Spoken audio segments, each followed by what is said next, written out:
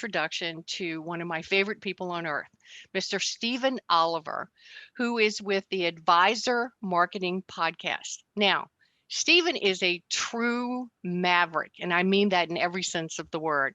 Not only in our business, but I have to tell you, his clients universally love him, and they grow at rates that they wouldn't believe it's possible. Now, on this podcast, in each episode, Stephen is joined by various members of his team or special guests to share insider secrets to rapid growth and high net profits in your financial advisory practice. So I just want you to know you're in for a wild ride, new information, and a lot of exciting new future because of Stephen Oliver.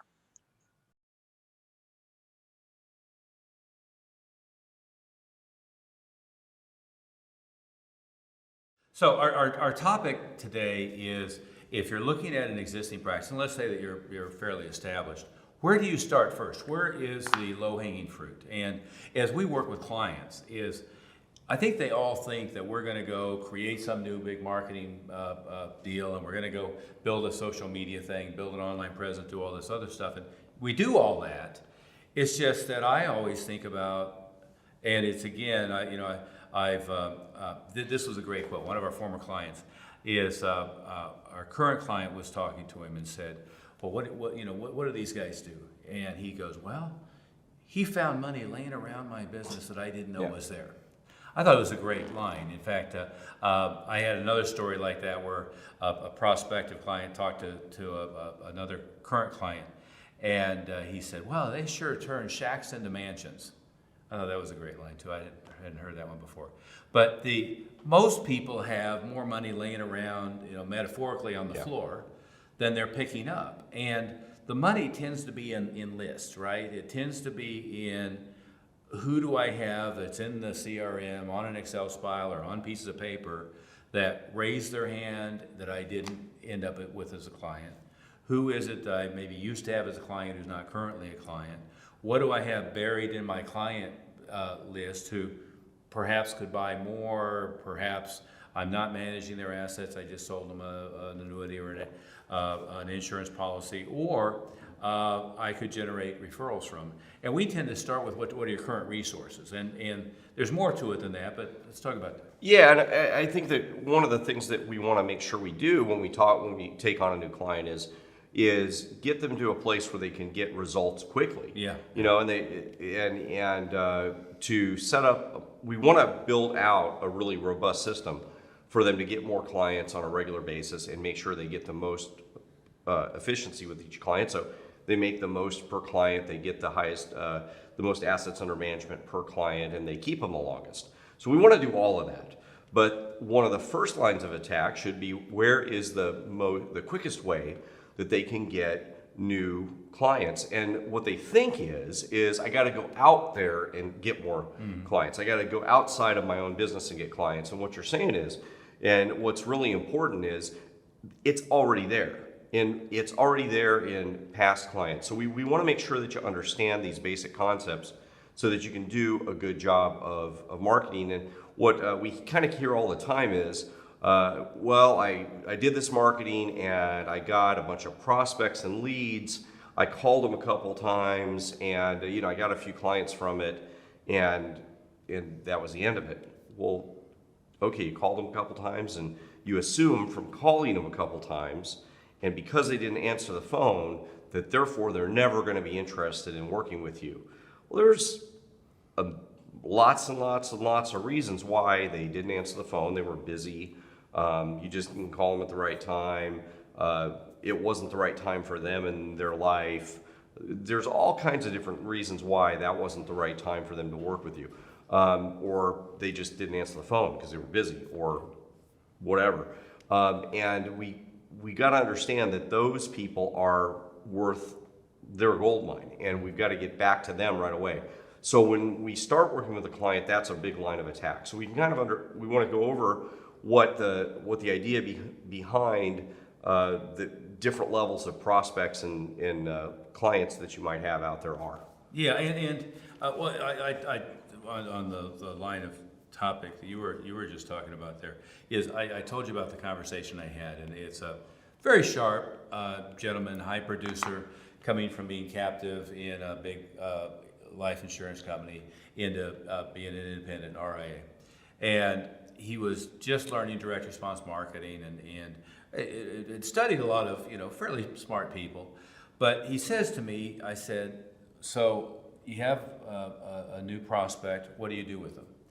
And he said, well, I learned about email, and email's great, and I want it to be very personal and relatable, so I created 29 emails, and they get an email every day. I said, oh, well, great. So, and then he goes, it's very conversational, it's very personal, it looks personal.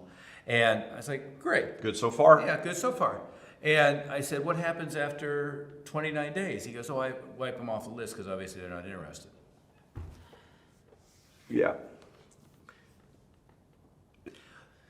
If they don't buy in September, they might be really interested in December. They might be interested in January. They might be interested in March. Hell, we had a client meeting, and one of them said, yeah, you were sending me things for 7 years. Right. Another right. one said, yeah, for 4 years. Another one said 9 years, right? Yeah. Which was kind of discouraging, but it is what it is. But what the number one thing is, as you said, is most of the time you haven't gotten to them very effectively. And two is, just because they're not ready now doesn't mean they're not ready in 3 months, 6 months, 9 months, 9 years, for God's sake. But then the second part of the conversation was, okay, so they get an autoresponder email and Constant Contact or MailChimp or whatever the hell, some CRM. What else are you doing? And he looked at me like I was from planet Mars. And he said, well, what do you mean? I said, well, are they getting sequential autoresponder direct mail? Are they getting like a package in the mail? And the direct mail one is interesting because we get a lot of people just kind of freaking out at that, going, "Oh, what do you mean snail mail? Isn't it like it's a bad name or it's a bad word?" And it's ludicrous because that works it works fantastic. Yeah. But people are not taking advantage of that at all. But anyway, well, you know how I feel about email, but Yeah. But so I said, so are you doing any direct mail? Are you mailing him your book? Are you mailing him a postcard? Do you have a sequence? He goes, oh no, I don't do any direct mail. Same reaction that you got. I said, well, okay. As an aside, what's a new client worth? Oh, well, they're usually going to spend like $50,000 with me over their term of being around. Okay, well that's quite a bit. But how about like immediately? What are they worth? Well, they're worth $5,000, $6,000, $7,000. Okay. So you don't want to put a first-class piece of a stamp on a postcard and mail it to them, even though they're worth $50,000? Well, that's expensive. What? Right? And of course, we can build out a postcard sequence that's like a buck a drop. So you spend $12, hit them 12 times. You can mail a book for $4 or $5, right? I mean, hell, the book's $2 or $3. And then I said, so are you doing outbound calls to them? Well, no. Are you doing automated voicemail to them? No. Are you doing text messaging to them? No. Well, okay, email's fine. To me, it's dying a slow and painful death, and it may not be that slow. But you have deliverability problems. You have the average person gets 200 emails a day. The average person gets 4 pieces of mail in their mailbox per day. And text messaging still has essentially 100% deliverability rate and essentially 100% open rate. It's like 98 and 94%. Now that'll go away as the marketers start dominating it. But why wouldn't you, if you got a lead, why wouldn't you email, text, voicemail, call, and direct mail? And by the way, the next question was, well, are you doing any retargeting? What's retargeting? Well, you know how when you go to, like I was shopping for like Lynn's camera here. I was shopping for a video camera a couple years ago, and I went to B&H Video, and I went to Amazon, and I went to somebody else, New York something or other, and looked at video cameras. Well, I got to tell you, for the next 3 or 4 months, everywhere I looked, I was getting high-end, $5,000 video cameras showing up in ads all over the damn place. Well, I went to 3 different places who were smart, right? Because Amazon does the hell out of this, but also B&H, that's right? Yeah, B&H Video, yeah. They're smart at this, and New York, whatever, they're smart at it. But retargeting doesn't have to be, they went to the website. Right. Is that what people don't know is it can be, you have the little HTML code and you start showing up in Google and start showing Well, up in Facebook. it's when you start seeing everybody's ad, Yeah. something you search for, and then you start seeing it up in lots of other places, like in your Facebook, Yeah. when you look at Facebook, when you look at a news feed, when you look even on my iPad, I see it pop up when I'm looking at a newspaper feed. But it can also be, I have their email address, their name, their address, and I upload it into Google and upload it into Facebook and say, show these Yeah, ads, right? and then start showing up Yeah. everywhere. So in that example, if there's a new prospect that raised their hand anywhere, I went to a live event and they gave me their business card, whatever, I can show up in Facebook and all of their properties, Instagram and so forth. I can show up in Google and all their properties, which is like the rest of the internet pretty much, right? And then I can email to them, might as well, it's free. But I can text message, I can voicemail them, I can have a live person calling them, and I can do direct mail. And then the next question I ask him is, well, what are you doing to get your contact information on their phone? He goes, what do you mean? Lots of what do you means. I said, well, if you pick up the phone and call them, like we used to do big live events. I remember one, we had so many leads that we were in black trash bags. I mean, this is, of course, that's back when I had a big staff, right? So we had 20 people, probably more like 30 people on Sunday night doing outbound calls. Yeah, I know the days where we'd have the purpose was to get a name, phone, and later email when email became a thing. We've been doing this long enough that email wasn't a thing back then.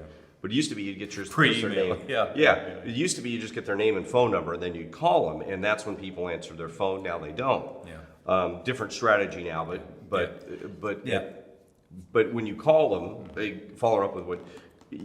I think I know where you're going with Yeah, this, go ahead. but following up with what you're saying now, when you call them, a lot of times they don't answer the phone. One of the strategies that we want to make sure we do is when we're Well, I could exaggerate and say they never answer their phone if they don't recognize the phone. Pretty much that's the thing. If you call them and they don't recognize your phone number, a lot of times people don't answer it. But what you can do is send out by email, by text, by multiple methods, or when you're face to face with them, if it's a live event where you captured their information, send them your contact record. And it's technically called a V card.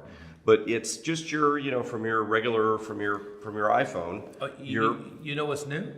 Is one of our guys has a wristband and you can do a it tablet and a business card, and you tap it, and Near Field Communications shares it. Yeah, there's a credit card version of Yeah. it too. So there's multiple ways you can share this, but it's just from your contact record on your phone, just your regular contact record, and you can share it from your phone from multiple sources. So you can share your contact record with somebody, and they can add it to their phone list. Yeah. When you do that, then when you call them, it's going to show as an actual person. It's going to show your business name or you, and even though it's you as a business, they're 10 to 100 times more likely to answer the phone because you're in their contact list. Yeah. So that's a critical thing to do. So outbound calling then will work much better, and they'll be much more likely to answer the phone and or listen to your voicemail if you left them a voicemail. Yeah, and we're getting stuck in the weeds a little bit, but to step back with the strategies, when you're looking at your business, you start with, what are my current opportunities? It's Lee Milt here, and I'm delighted to interrupt you today and let you know that I've been working with Stephen Oliver for 10 or 15 years now. He's a great guy. I love all the research that he does. And I just wanted to let you know that if you're enjoying the content on this podcast, then you really want to make time to visit advisorwealthmastery.com. And why should you do that? Well, because you're going to receive 2 of his great books and actually one of mine called Success is an Inside Job. You'll also get a lot of absolutely free material on growing your practice through effective marketing. So again, take the time to go to advisorwealthmastery.com. And so you and I always ask, what makes you special? What's unique about you? And they'll be, well, what do you mean? Well, I mean, are you in the Kiwanis Club? Are you in your alumni association? did you have a career before you did this? And a lot of times people are like, oh yeah, I used to do blank, which is a perfect niche where they all need a financial planner. Somebody we talked to the other day was the mayor of a town, so he Yeah, had yeah, a yeah. relationship with other mayors and other politicians. Well, and we have a client who practicing CPA still, and one who was a general contractor, and you can go through the list. In fact, another one who was in SAG and a working actress and a working model. Well, all of those things are oh my goodness, you have affinity with that group. Do you have a list of them? Are you in their association? Do you go to meetings? Do you get a magazine? Are you on their newsletter? What is it? And so that's where we tend to start. Is another client is like into Porsches, so he's got a 30-year relationship with a Porsche dealer, and he spent $2.3 million with them or something like that over the years. And so, what about their client base? I mean, that's a fairly affluent client base. Why don't we market to their client base? And all the way down to we have a live meeting in the dealership, because they have plenty of room, and can have the meeting at the dealership. And of course, that way his clients can see the cars and be enticed, and their clients can come down and learn about how to have enough money to both retire without being in poverty and buy toys, right? But you start with, what are my current resources? And it's, what do I do? What's my background? What affiliations do I have? What organizations am I involved with? What are my hobbies? Another, remember, I gotta say, if I have a relationship with this Porsche dealer, I spent $2 million with him, and I'm in the Porsche Club, that is money lying on the floor. Oh yeah. That's money lying on the floor. And haven't even thought to pick up any of it. Yeah. That's a good example of what you can do like immediately. Yeah. And within 30 days, you can have something going that everybody benefits. That's like the art gallery example, which is the same guy, by the way. Yeah. But Well, I immediately took a picture of him with his car, and I said, okay, so they have a local newsletter, they have a regional newsletter, they have PCA events, Porsche Club events. Of course, I have the same affliction, so I knew all of this. Sure. But they have the track events, they have other events, they have a national magazine. We can do all of it, right? And if you have the relationship with the dealer, they can communicate to their clientele. And I bet they have a big database of. Plus, how likely is it that you're going to like those people you're dealing with? Yeah. And they're going to like you, and it's going to be easier to, close more business and do more business with them. I mean, Here's how far I went with that one. Yes, okay, let's get the office, and we're going to have the garage over there, and you're going to set it up really nicely, and you're going to have your collection of vintage Porsches over there. There's going to be a glass wall, and the conference room is here, and the whole thing has the German, Porsche theme, and so your office is here, the conference room here, and there's a glass wall and the cars. I thought it was a great idea. That's perfect. But but those are the things that you can do. That again, can you imagine that? That's literally money lying on the floor that you just got to pick up. Yeah. And again, it's fun. I mean, it would be right along with what you like doing.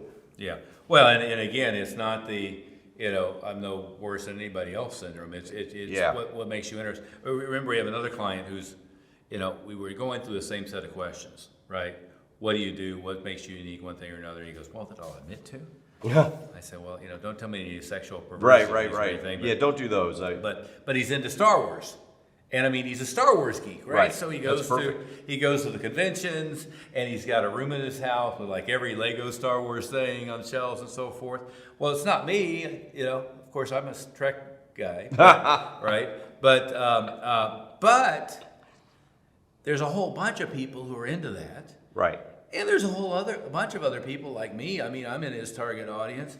I think it's cool. Yeah. Right? I mean, I think it's super cool. So why doesn't he use the photos of him geeked out, him and his wife?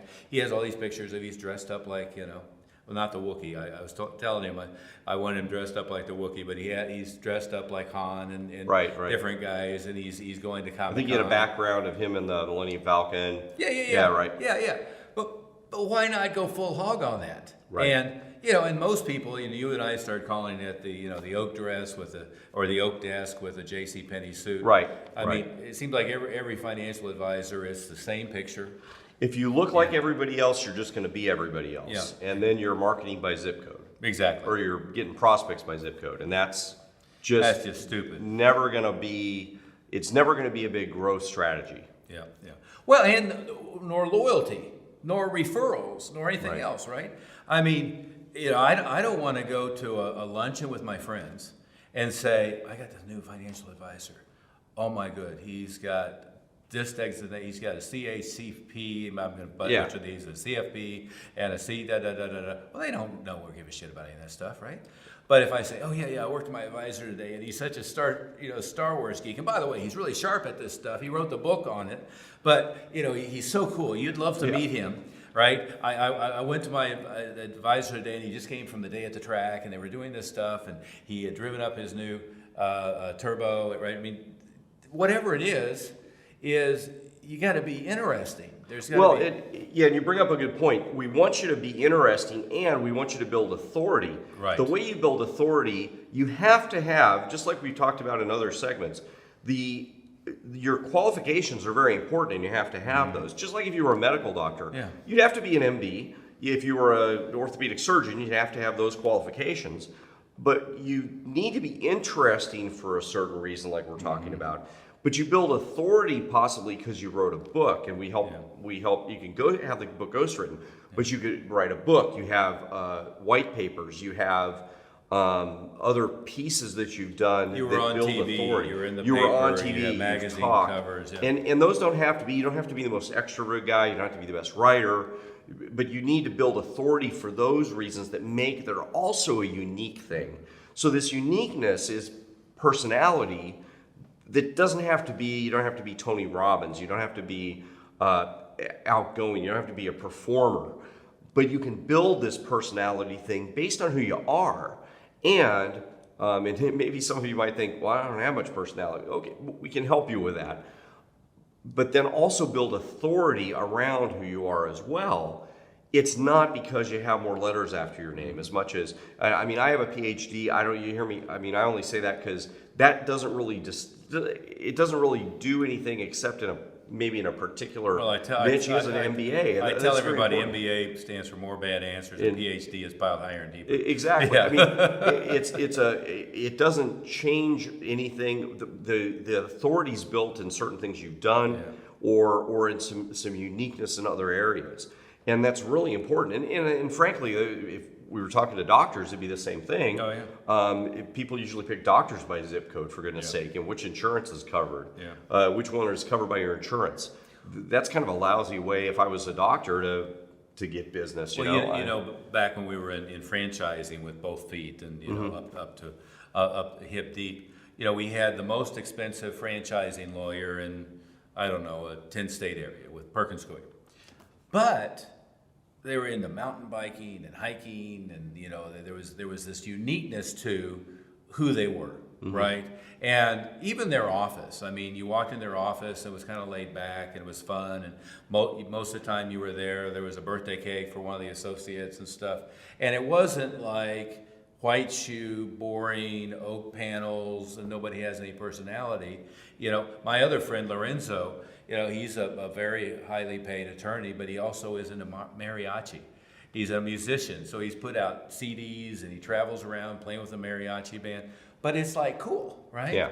And so he's got some of the the highest end clients, but they have affinity with him, not because you and I are into mariachi, but it's a cool thing, right? Yep. It is something unique about their personality that makes them stand out. And like you said, on the other side, we build authority. And I was talking to somebody who's doing a pretty good job of getting online anyway, publicity, right? But the problem is they're not turning that into anything else because they're not getting direct clients. But if you're the one that's been on 28 TV shows and you have 22 magazine articles and they get the packet like June Ree, my martial arts instructor, he had a magazine that was all the magazine articles he had ever had, right? So he's got this big thing, and then he's got a reel of all the TV interviews he had ever had, and everybody who came within 5 feet of him had to see them all, right? So they got a copy of the magazine, and they got it autographed, and they got the the DVD. But that's what you do, right? Yeah. Imagine somebody was a prospect in the other example, and they were emailed, mailed, and and texted a link for it to show up on your webpage, the TV article or the TV interview about the specific topic that related to them. Yeah. How would that affect them versus them finding some other financial advisor? It would be incredible. Yeah. They're going to go with you whenever the time is that they're ready to go with you.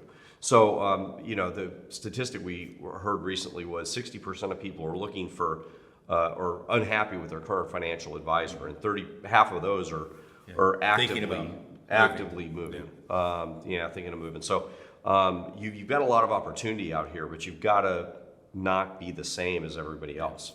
Well, and to make it simple is we always start with how are we going to add 10, 20, 30, 40,000 a month in revenue, right? Revenue, not assets under management, but revenue in your pocket. Right, money coming in the door. Right.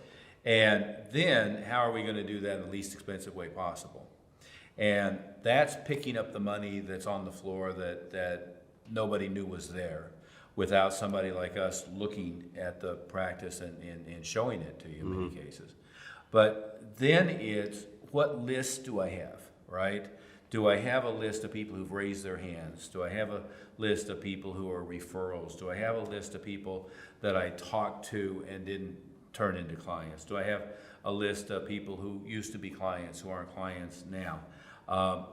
Start with lists of people that somehow you've touched already, and then say, what are my personal resources? What are my staff resources? What resources do we have already? So, one of them, Suzanne, she's sitting there in an office building, and she's surrounded by other little businesses that all should be feeding her traffic, and she's never bothered to talk to any of them, right? And she had a estate planning attorney that they shared a conference room with. I mean, literally, they would schedule the conference room, and they shared a conference room in a shared office space, and she had never had a conversation with the estate planning attorney. Wow. Right? That's money lying on the floor. That's beyond that. That's money, stacked. Beating you in the... And as we're talking about this, you guys can write down things that were some ideas from what we're talking about. Yeah, but think about, what are your hobbies? What have you done in the past? What interesting? And the other thing is, who do you know, right? Is within my own business is, I had the president of Wells Fargo. I had the chief financial officer for the Denver Broncos. I had the marketing director for the Denver Nuggets. And if you go through, that list of like who was already clients and don't utilize that. We had the president of a $780 million electronics chain. Well, they were a high-end store. They had a big, good client list, right? So you start thinking about who are my current clients and how do they reach out? Who are my friends? But what do organizations, different things are they attached to? What are my hobbies? And how do I leapfrog off of that? And also, then you go through all the list of people you've already interacted with in some way. Right, and that last one you just mentioned, that's the really fast ones you can attack. Yeah. Because those guys can get email, mail, outbound phone calls, and you can be setting appointments and doing meetings with people today. Yeah. And yet, somebody that might have been a lead a year ago, people tend to ignore and not ever talk to again. And those people, if it's September and last September they were interested, the assumption is they weren't interested ever again. And that's just a horrible assumption. This might be the time for them to be interested. And we need to, now you may be thinking, well, I don't know how to call them. What do I say? That's what we can help you with. But and at advisorwealthmastery.com, we've got a lot of resources, a whole bundle of free resources to help you with that. So, make sure you go there and get that package. But you can call them, and if nothing else, you can take that list of prospects, of all the stuff we talked about, the list of prospects of people that have raised their hands, said, we want some information, we want to talk to you. But maybe they even talked to you and they said no, that they didn't want to work with you at this time. They're still 100 times more likely than just somebody that you bought a list from, or that's, if you walk down the street and talk to somebody, those guys are still more likely to be a future client than anybody else. So you could just, if nothing else, start calling them. But ideally, you're calling them, emailing them, texting them, and doing the other things that we talked about already. So that's a gold mine right there. The next layer are these other ones that we talked about, and all of that stuff is money lying on the floor that we can help you with first. That's the first line of attack. And we have literally seen doubling a business within months just by attacking this stuff. It's not that we wouldn't want to do all the other things that we've talked about in other segments of building out a robust marketing plan, and we want to do that to make the business healthy, but we start with this first. Yeah. Well, and so to summarize it, because we're going to run out of time here, is you start with looking at what's internal. It's like the podcast. We were going to kick off the podcast and do all that stuff, a few months ago. And I sat down with a blank legal pad and say, well, who might be an interesting guest? Well, I have Jordan Balford's, college roommate, best friend. He might be interesting. Yeah. I have Dick Grasso's, a good friend of Dick Grasso, who used to be in charge of the New York Stock Exchange. He was in charge of the New York Stock Exchange during 9/11. Of course, we have the former police commissioner of New York, but tied to the financial industry, the Wolf of Wall Street, and right. the head of the Wall Street. Now, I've been to Strat Oakmont and all that stuff before it imploded, but I don't have a direct tie to either one, but I have good friend who will probably do anything that I want, who can do that. And so you start going through the list and say, well, who do I know? Well, I know the guy who used to be Wells Fargo, and I know the guy who is on the board of directors at McDonald's, and you start going through the list, and it's like, well, first hand or second hand, most of us have like this big database. It's like with Sudan. Right. Okay, you were an actress. Who do you know in that industry? You were a stand-up comedian. Who do you know there? All of a sudden, you start coming up with all kinds of interesting names. Sure. Or people who have a big group organization they're involved with. But anyway, we got to call it a day. Anything last? No, I think that's what we want to start with. So start making that list of people in the groups that we talked about. But make sure you go to advisorwealthmastery.com and get the free package of stuff. That'll give you some target ways to start attacking those groups as well. And you can watch some of our other segments to get some more content. Yeah. Very good. Thank you. All right. Thanks, everybody.